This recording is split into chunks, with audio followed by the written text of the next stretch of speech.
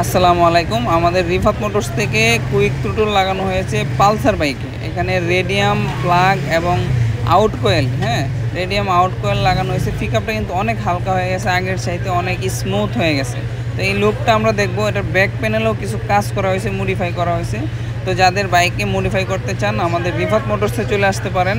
এই দেখেন সামনে ডিআরএল লাগানো হয়েছে, হেডলাইটের চোখ দুইটা লাগানো হয়েছে, ইন্ডিকেটারে ব্লিম করতেছে, মক্সি ফ্ল্যাশারের সাহায্যে কিন্তু এটা ব্লিমটা করতেছে। সামনটা মানে গাড়ির মাথাটা একদম সুন্দর লাগতেছে, আমার কাছে খুব ভালো লাগতেছে এই পালসার বাইকটা। এই যে কুইক থ্রোটলটা আমি একটু স্টার্ট করে দেখবো এখন। স্টার্ট করার পরে আপনারা দেখবেন পিকআপটা অনেক হালকা হয়ে যাবে এবং বাইকটা অনেক স্পিড বেড়ে যাবে, রেডি পিকআপের মতো কাজ করবে। আপনি যখন গাড়িটা টান দিবেন দেখবেন সেকেন্ডে পিকআপ উঠবে।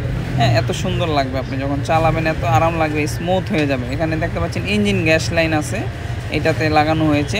তারপর আমরা দেখব ব্যাক প্যানেলটা।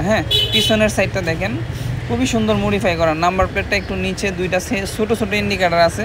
তারপর হচ্ছে আপনার এই সকেট জাম্পারের নিচেও লাইট লাগানো হয়েছে। সব মিলিয়ে কিন্তু বাইকটা অনেক সুন্দর এবং মানে মডিফিকেশনটা এত ক্লিয়ার, এত সুন্দর একটা লুকে আসছে যে আপনি দেখলেই পালসার বাইকটা এখন ভালো লাগবে।